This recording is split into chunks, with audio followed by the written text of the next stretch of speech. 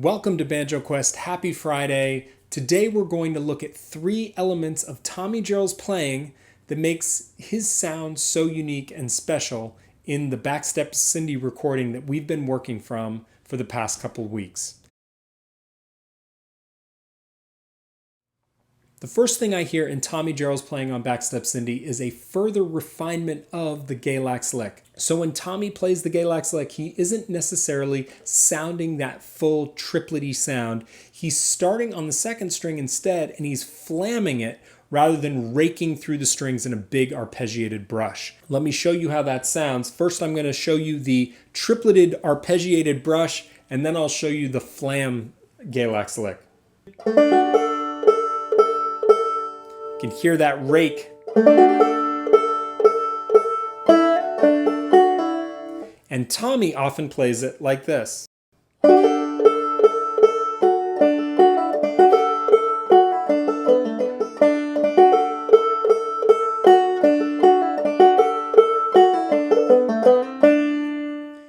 I think it's a really beautiful detail and one that we can take from Tommy and use in our own playing. So the second thing that is interesting about this recording of Tommy Jarrell is the 5th string, his use of the 5th string.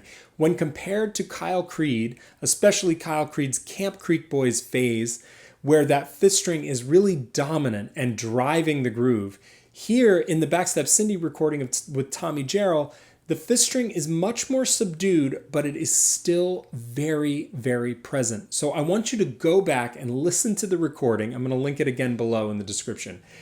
And instead of focusing on the melody line that he's playing, all of his downbeats, I want you to zero in on his 5th string playing, and I think you're going to be very surprised. The other thing that I noticed about his 5th string playing is that he plays that 5th string when we normally wouldn't sound it. In one place in particular, on that slide on the 3rd string from frets 2 to 3, I hear him ringing that 5th string simultaneous to the slide to that 3rd fret. It creates a stacked effect, but it also has an overarching call to the 5th string rhythm. So go back, listen to Tommy's playing, and listen to the consistency of that 5th string as he's hitting it, even when he's hitting it on places that we would normally rest that string.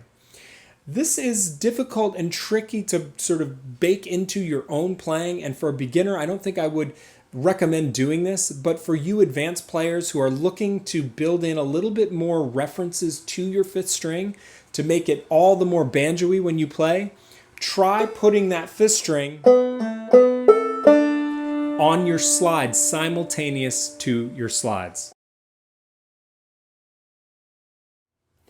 And the third thing that jumps out at me in Tommy Jarrell's playing for Backstep Cindy is his use of brush strokes. He doesn't use them often, but for a linear style like Round Peak, it is interesting that he's deploying these brush strokes. And I think what it does is it creates body to his playing. Instead of a super lean, rigidly linear sound, he's giving us glimpses into chord shapes and chord sounds that we might not normally hear in a pure linear style. So for example, if you look at the B part,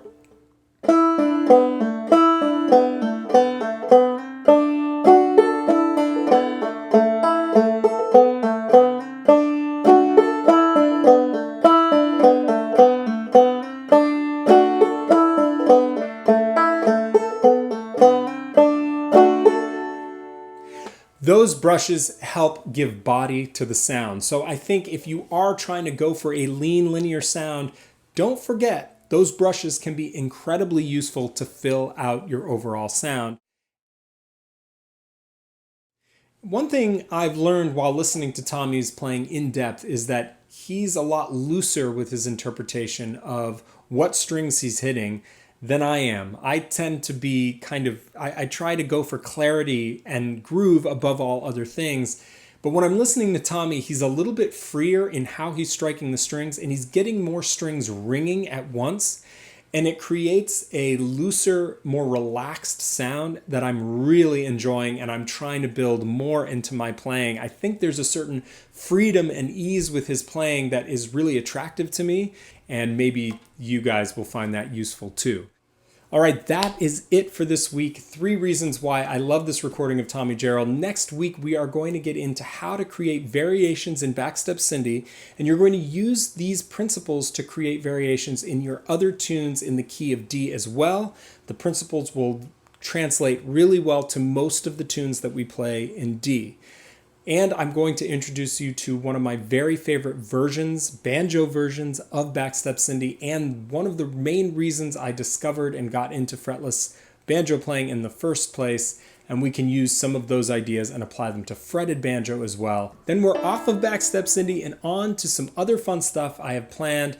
Come check us out at Patreon. A lot of exciting things are going on over there, and you get 50% more Banjo Quest by joining.